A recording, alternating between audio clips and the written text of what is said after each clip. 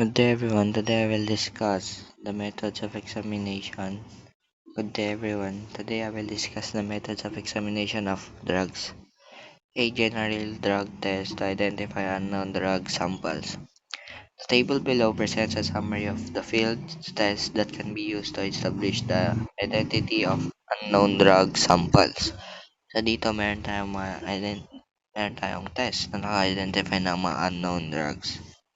First is opium. So, ano nga ba yung opium? So, opium is the raw air-dried juice of the opium poppy. It acts as a central nervous system depressant. So, dito sa opium is ginagamitan ito ng Marquis test or ito yung pinaka-common na test na ginagamit para sa opium. So, nagiging purple or violet yung isang color ng isang drug is positive. Next, heroin.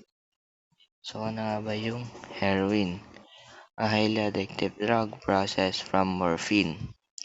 It typically appears as white or brown powder. So, dito naman is ginagamitan ito ng nitric acid.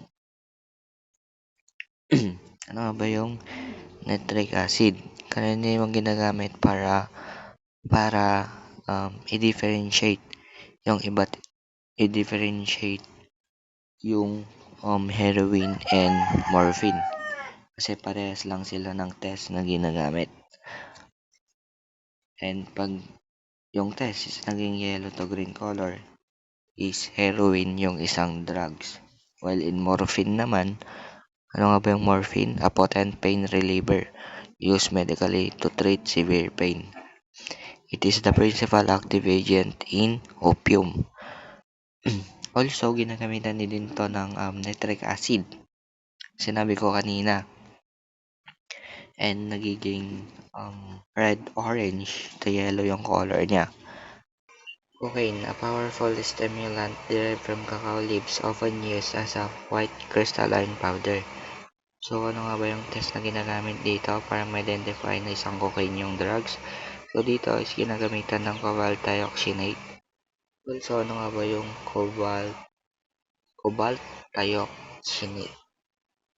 So, ito yung go test para sa cocaine. And kapag yung sample ng test na to is naging blue precipitate, is ma-identify na cocaine yung isang drugs. Next, barbiturates. Ano nga ba yung barbiturates? Central nervous system depressants. They can produce a wide spectrum of effect from mild sedation to total anesthesia.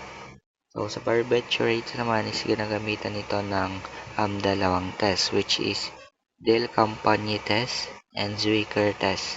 So, ano nga ba yung Del Campagna test? Ginagamit ito para ma-detect na barbiturates yung isang drugs. And Zwicker test naman also para ma-detect kung barbiturate yung isang drugs. So, sa test na to, pag naging violet or blue yung isang color is ma-identify mo na isang barbiturates yung isang drugs. Next, amphetamine. So, ano nga ba yung amphetamine na tinatawag nila? Synthetic drugs that stimulate the nervous system. So, sa amphetamine naman is ginagamitan ito ng also Marquis test and Mandelin test. So, anong nasabi ko na kanina, yung Marquis test. So, Mandelin test, broad test para sa maraming drugs. Pero, mas madalas na gamitin ito sa amphetamine, ganon. And also, meron sa test na to, meron itong iba-ibang kulay like nakikita nyo sa result na red orange to dark brown color, green to reddish brown color. Pag yung result is naging ganon, it's possible na amphetamine yung isang drugs. LSD. So, ano nga ba yung LSD na sinasabi nila? Ang LSD is isang lysergic acid diethylamide or a potent synthetic hallucinogen typically sold on a blotter paper or in liquid form. So, dito naman sa LSD is ginagamit yung para-amino benzoic acid or PABA para ma-identify mo na isang LSD yung isang drugs. Then, kapag yung result nito is naging purple color is yung may possibilities na yung drug na in-examine mo is isang LSD. Next is marijuana. So, ano nga ba yung marijuana?